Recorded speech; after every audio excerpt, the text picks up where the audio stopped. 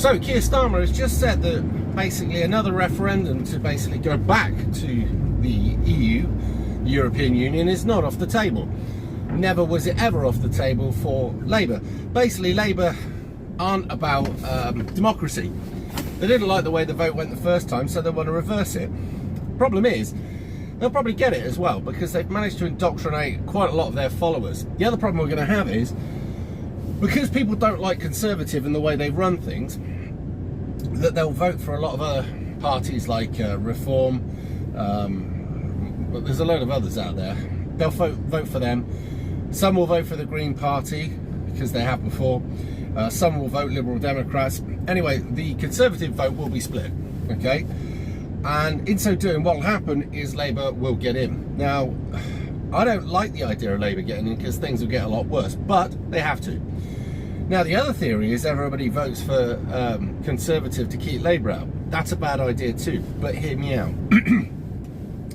If you vote for Conservative, it's a slow, miserable death going on at the same speed, so it's like the frog that's put into a pan of cold water and the temperature is gently brought up. It doesn't notice it until it's boiled to death.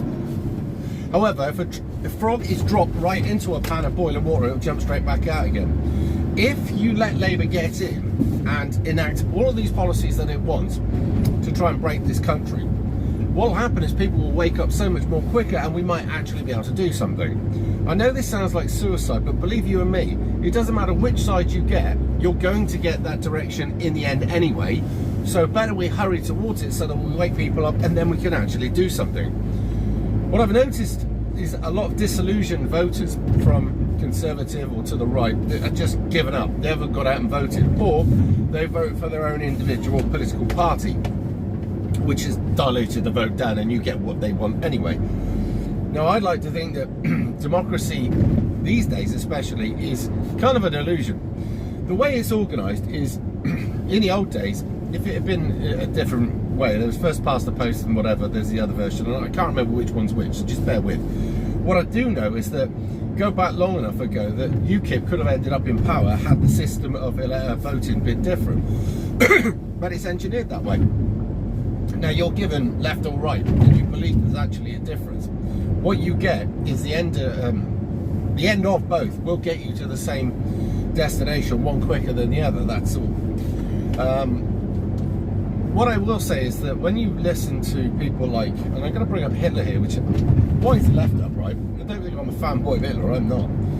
But his words were, there were so many political parties back in the day, before we took over and seized power, that nothing was ever going to be achieved. And I thought about that, and I thought about where we are now. What you're going to get is a lot of Conservative political parties come out the woodwork offering you a version of what you think, or they'll offer you a version of what they think you want to hear. Some of them are genuine and some of them aren't. Some of them are funded, believe you and me, and it's called controlled opposition. You stick enough of them out there, and what you'll do is you'll water down the vote so the vote becomes useless. It's clever, but it works. And that's where we are at the moment. And basically the politics will go on as it is, and nothing will get done. Now, if the same two parties keep getting in, what you'll end up with is one blaming the other one for all of its fuck-ups. And that's been the way it's been for time and whatever.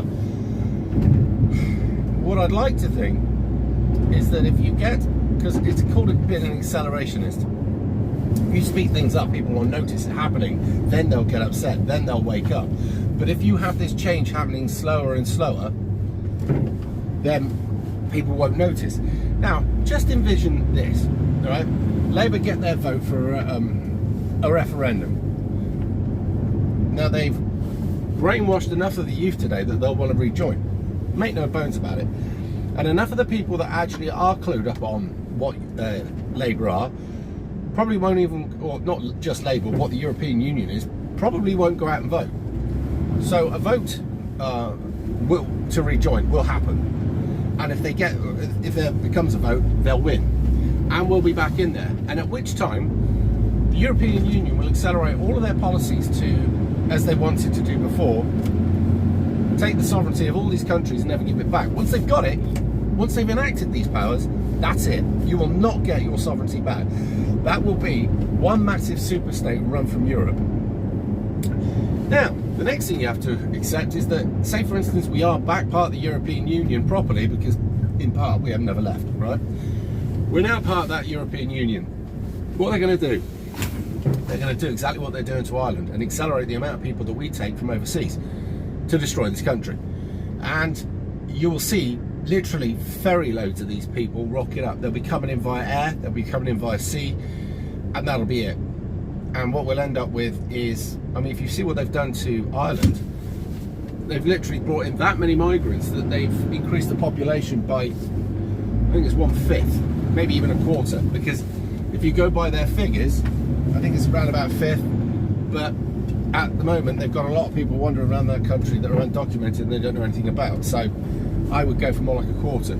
Now, the demographic change has impacted Ireland so severely that people aren't safe, people are getting stabbed, people are getting raped, people are getting burgled, the streets look like the third world, people are just taking a shit wherever they like, people are getting hassled on their way to work. I can't tell you how much Ireland has changed, and that's exactly what's going to happen here.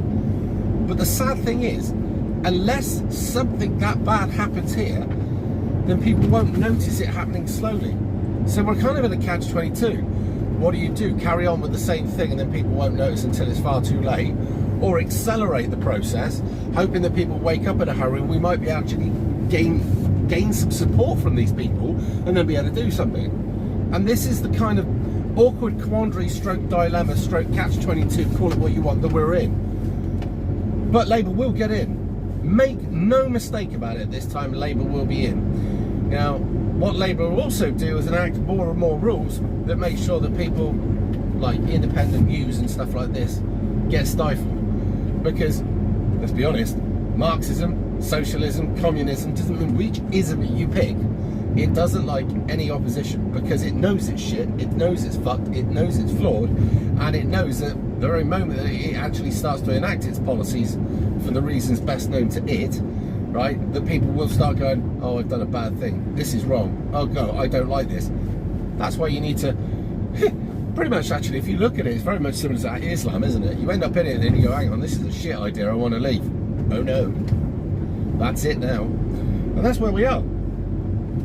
So, when we get the election and Labour get in, so there'll be a load of, say for instance, seats that swing to Labour, there'll be a load of seats that will swing to the Green Party, and there may be a few seats that will swing to the right, but nowhere near, because this government's done enough work to make sure that people, I mean, people that become themselves conservative don't like him anymore. So what have we got? We've got extreme communism, that's the Green Party, communism stroke socialism for the win, that'll be Labour. You've got socialism stroke confused stroke, I don't know what you would call it, that will be the Yellows. And then you've got the left, which used to be conservative, which, so it's amazing, and in such a short space of time. I don't get it. Well, I do get it, but I can't I could go into detail on it, it would take too long. But you get what I mean. So this is where we are.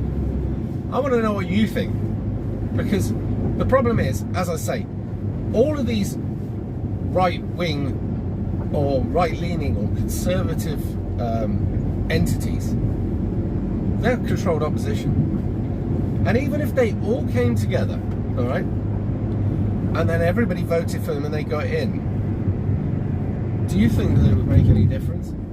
I mean, the first thing they'd do is go over to Israel and kiss something over there and put that hat on and claim they're a proud Zionist.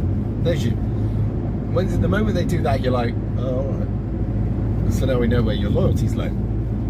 But that's what it is. We won't ever get any sort of real opposition party into a position of power until things have got so bad in the UK that people have stopped listening to the media, that's legacy media, and the new controlled media, and they'll stop listening to the government, and they'll stop listening to TV and all this other stuff that's trying to pressure them into being a good little woke wanker. And when it's out in the streets and there's something real and tangible that the system hasn't managed yet to infiltrate and break up, that is when something might happen. But until that part, it won't. But here's a word out for you traitors out there, and I use that word carefully because that's exactly what you are. What you need look at is history, because history has a habit of repeating itself. So the likes of Keir Starmer, which has got these windscreens are fun. The likes of Keir Starmer has got more faces on a totem pole, and if you actually believe in that man and trust that man, bearing in mind that man was the man that covered up the Jimmy Savile stuff and said there wasn't enough evidence to prosecute. And now when you see what actually happened, and there was evidence then, he just covered it up. Why? Because, well, all of these fucktards, they all watch each other's back. Yeah. But that's another story again. But if you trust this man, and if you did, you're an idiot, because he calls himself a socialist and he's a multi-billionaire. It's a little bit of, you know, a true socialist. Well, we all have the same, don't we? Oh, we don't? Well, that's not real socialism now, is it? Whatever. So, but if you believe this man and you vote for him, then you know what we're going to get. Lied. It's just nothing about the man that's tangibly. It's just, he has literally been reared from a young lad to be this degenerate melt, this lying, slimy, odious creature. But that's what I was going to say. That was it, right? The history from the past is this: that when you get some sort of leadership that comes in and takes hold of its country and fucks it up and sells it out, bad things happen to them. They get dragged out in the streets and terrible things happen. And while nobody wants that, right, and I don't condone for violence now, take a little look at Mussolini and what they did to him and his missus. Okay? Take a look at other people, like when they dragged them out on Christmas Day and gave them a show trial and then executed them and stuff like that. Things like that will happen when it turns into the Wild West. And you have to work out what's taking these globalist money and selling your soul and selling your country out worth it if you'll never get to spend it. And as I say, I wouldn't condone any of it, but that's what happens. Have a little think about it.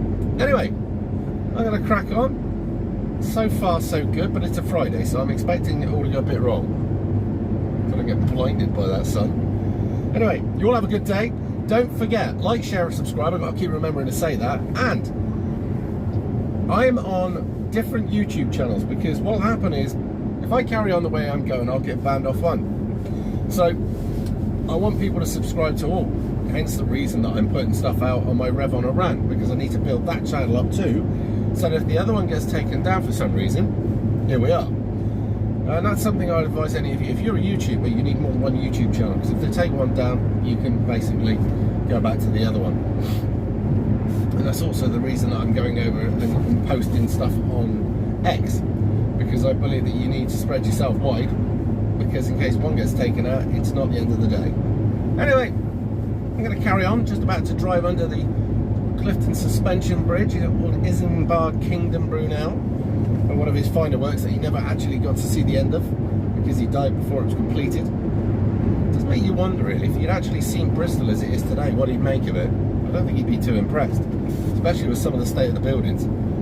There you go. Anyway, take your stay and I'll see you soon.